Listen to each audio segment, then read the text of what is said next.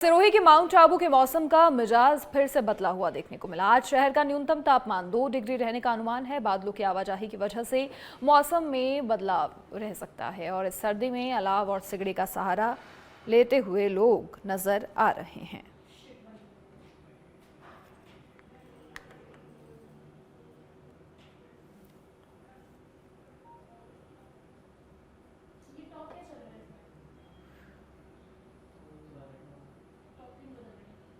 तो एक तरफ जहां कल रात को नए साल का वेलकम करते हुए नजर आए तमाम पर्यटक और सैलानी, वहां अब मौसम में भी बदलाव देखने को मिल रहा है।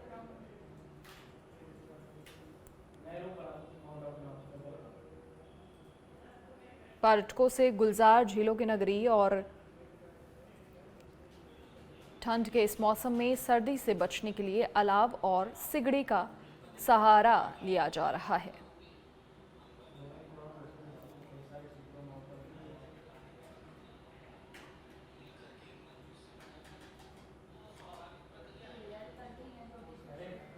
न्यूनतम तापमान 2 डिग्री रहने का अनुमान है और बादलों की आवाजाही की वजह से मौसम में बदलाव कहीं ना कहीं देखने को मिल रहा है। कड़ाके की इस ठंड में जहां एक तरफ न्यू ईयर का वेलकम भी तमाम पर्यटकों ने बड़े उत्साह के साथ किया, वहीं आज नए साल पर जश्न मनाने जो भी पर्यटक झीलों की नगरी पहुंचे हैं, ठंड की वजह से थोड़ा असर देखने को मिल सकता है।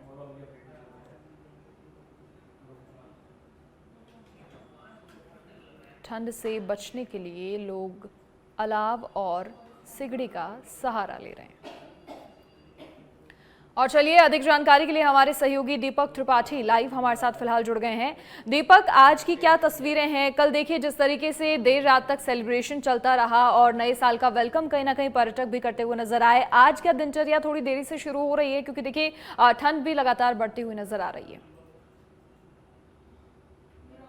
देखिए, सबसे पहले तो मैं आप सभी को और मेरे जो सच बेधड़क परिवार के दर्शक श्रोता और जो टीम है उनको नए साल की शुभकामनाएं माउंट आबू से देता हूं। और फिर आपको बताता हूं कि यहाँ का जो मौसम है वो आज लगभग 2 डिग्री पर है। रात को मौसम ठंडा था, लोगों ने बहुत आनंद लिया है नव वर्ष का और देर रात तक पार्टी चलती रही, लोगों ने एक दूसरे को शुभकामनाएं दी।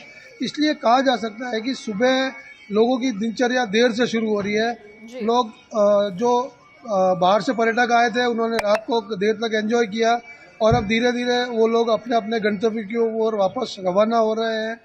और चूंकि अब आने वाले समय में सूर्य उत्तरायण की तरफ आ रहा है, तो कहा जा सकता है अब धीरे धीरे माउंट आबू में भी ठंड का असर थोड़ा कम रहेगा। हालांकि अगर पहाड़ी इलाकों में बर्फबारी होती है तो माउंट आबू का तापमान वापस माइनस में भी जाएगा। जी मनीषा। देखिए हल्की धूप कहीं ना कहीं दस्तक देती हुई दिखाई दे रही है आपके पीछे तस्वीरों में। आज सुबह की बात करें, सुबह से कैसा मौसम है? जी मनीषा, मेरा कैमरामैन दिखाएंगे। पीछे देखिए आप, पहाड़ पर एकदम सुनहरी धूप नजर आ रही है, मौसम एकदम साफ है। और मैदानी इलाकों में जहाँ सवेरे के समय में कोहरा रहता है या विजिबिलिटी कम रहती है, उसके बिनस्बत माउंट आबू में सुबह से ही मौसम साफ है और जो यहाँ की विजिबिलिटी है वो एकदम क्लियर है। आप देख सकते हैं एकदम दूर तक पीछे पहाड़ नजर आ रहे हैं।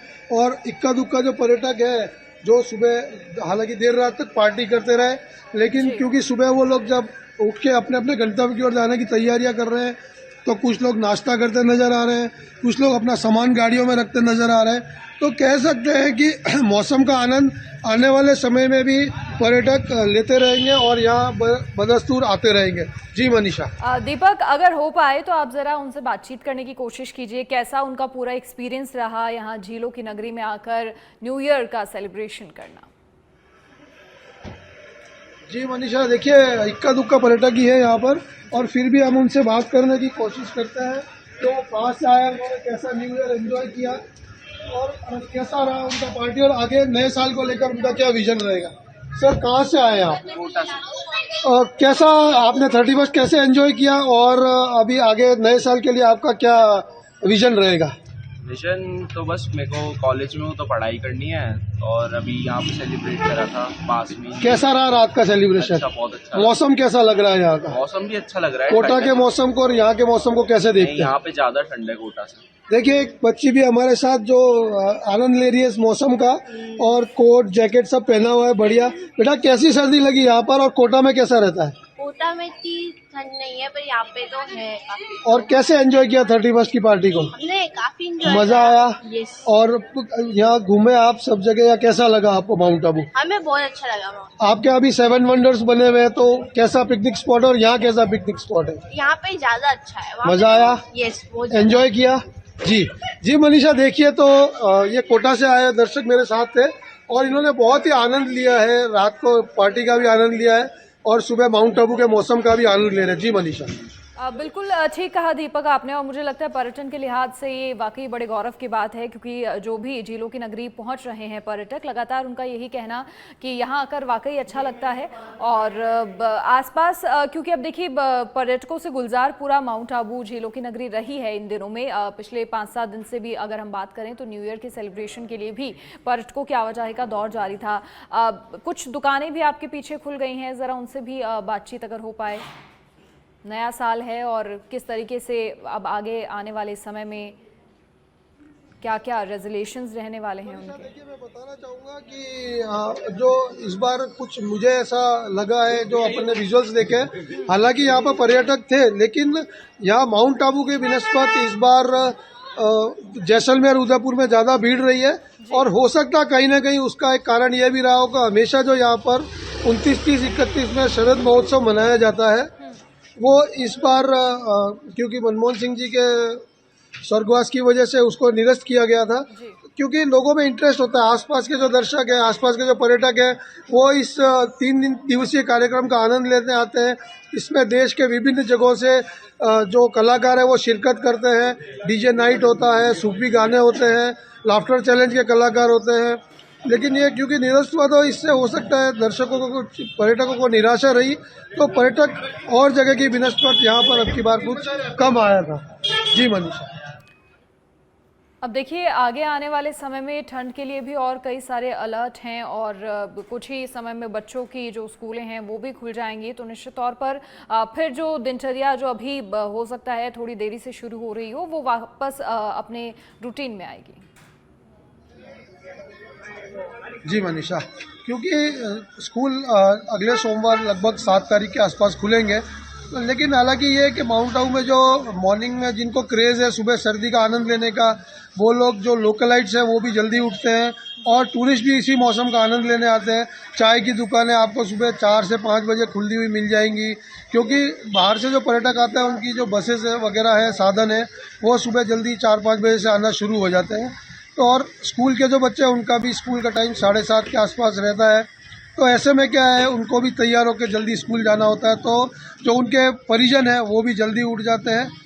आमजन कहा जा सकता है कि आमतौर पर जो दिनचर्या है स्कूल से शुरू होते ही उसमें परिवर्तन आ जाएगा, और लोग बाग जल्दी उठने लगेंगे, जल्दी आने लगेंगे। हालांकि जो सुबह का व्यापार करते हैं, चाय नाश्ता वगैरह, वो सारे दुकान वाले जल्दी ही हमेशा उठ के आते हैं। जी मनीषा। दीपक, इसके अलावा बात करें, क्योंकि आपने ठीक कहा कई सारे पर्यटन स्थल राजस्थान में जहां पर्यटकों का हुजूम उमड़ता है, जैसलमेर में भी काफ़ी अच्छा इस बार पर्यटन के लिहाज से देखा जा सकता है। अगर आंकड़ों की बात करें, क्योंकि देखिए पर्यटन भी कहीं ना कहीं राजस्व को बड़ा फायदा पहुंचाता है, तो कितनी संख्या में इस बार पर्यटक आपके अनुसार आए हैं माउंट आबू में? मनीषा, अगर कल का आंकड़ा देखें तो लगभग 2000 के लगभग गाड़ियां यहाँ पर आई है, और लगभग 2 लाख से ऊपर एक दिन का राजस्व है नगर पालिका का।